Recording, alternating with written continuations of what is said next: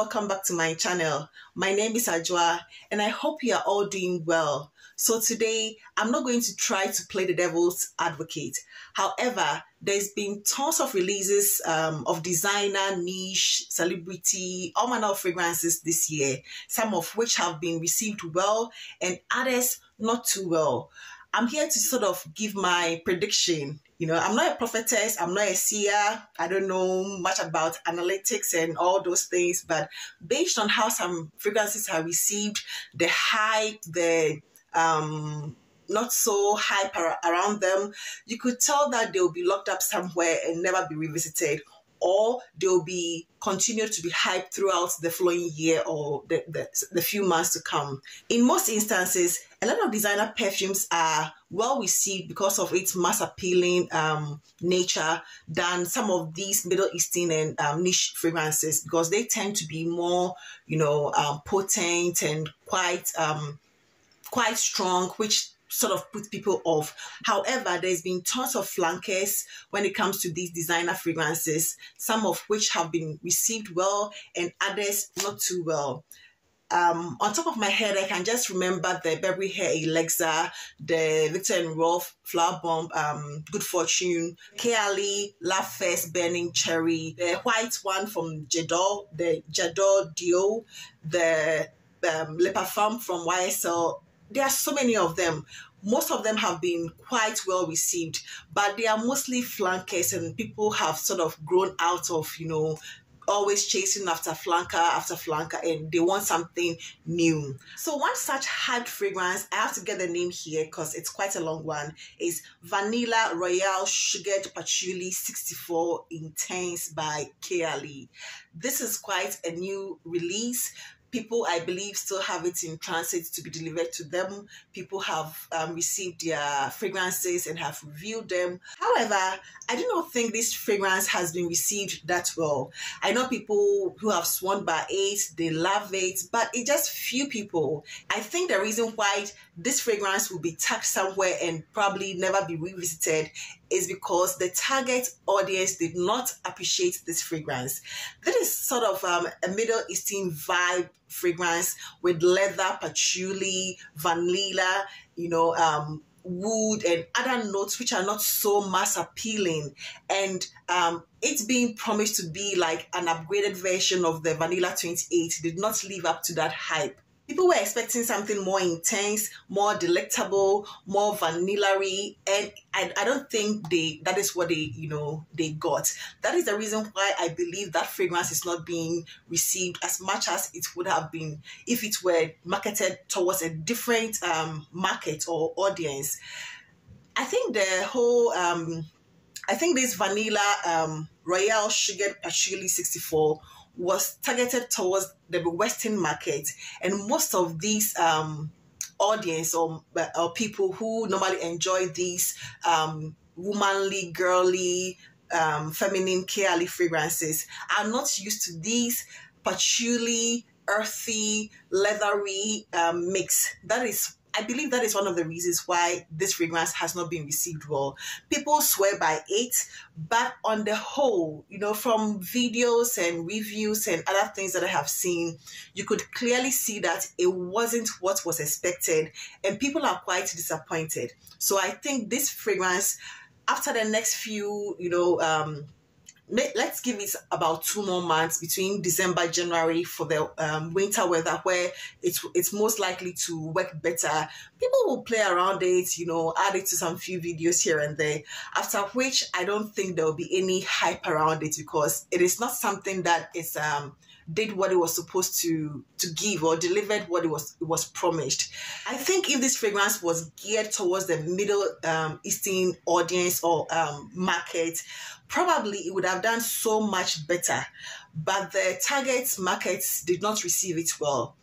If this fragrance was launched by, let's say, Latafa or Afnan or any of these Middle Eastern brands, it would have done, or it would have been received much more better because it would be branded as Middle Eastern, which, tend to go with those kind of notes, those strong, earthy, sort of polarizing scent.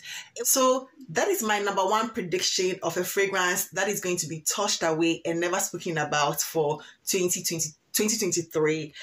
I mean, people will play around it, as I said, but it will not get the hype moving forward, after the first quarter of 2023. I don't think we will see much about this highly hyped fragrance. And I also think people got this fragrance because it's a limited edition, so they have just a limited number. Once it's done, it will not be reproduced. So this all, factored into the reason why people sort of rush to get it, hyped it and all. But I think for those who like it, then it's a plus for them. But for those who did not, probably, they can still go back to the Vanilla 28, which is like the number one raved about Kayali fragrance. One other fragrance I believe will not receive much talk on is Flower Bomb Good Fortune. That is supposed to be sort of a mass appealing scent, which it is, but I think it did not do much, or people did not, get what they were also expecting. It did not have so much of an appeal to the people who were expecting something more intense, because, the Flower Bomb brand is like top notch. Everybody loves Flower Bomb, the Flower Bomb Midnight, which I have. I have the Midnight, but I don't have the original. But to me, personally, I think I should have bought the original to the Midnight, which I have. But that is a different topic altogether. But this Good Fortune was quite well received, but I think moving forward, people are tired of that DNA. They want something different. So it will not be talked about that much. People will just either toss them away, declutter, resell them, for lower prices and all. So that is also one of the fragrances I think people will forget about.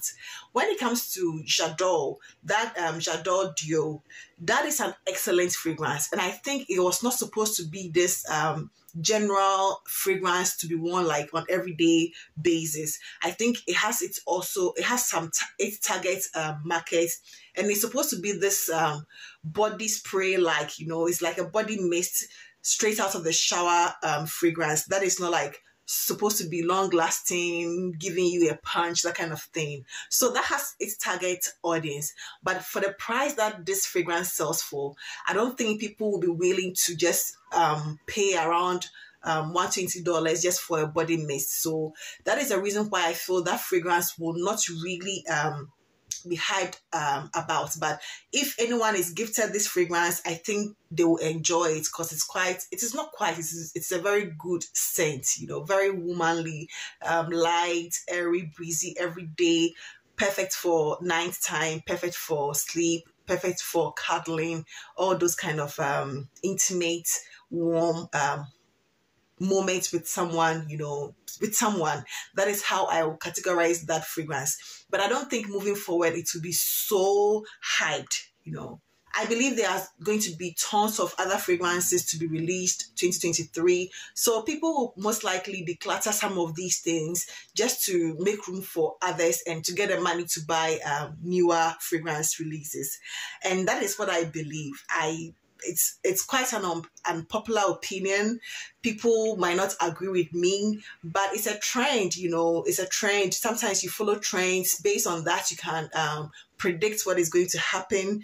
And some will term it as prophecy, whatever it is, but some prophecies are just written on the wall. You can clearly see that based on how these things are going, this is the outcome. So that is what I believe is going to happen with these fragrances moving forward. I so look forward to a lot of new releases. I might try them. I might not have the money to buy them, but I'll be willing to try them and probably give my thoughts on them if you so wish to see them. Thank you so much. And I hope this video does not offend anyone. I hope everybody understands, if you like some of these fragrances, then please go ahead and enjoy them. Thank you so much for being here with me, and I hope to see you in my next video. Kindly give this video a thumbs up, and I'll see you. Bye.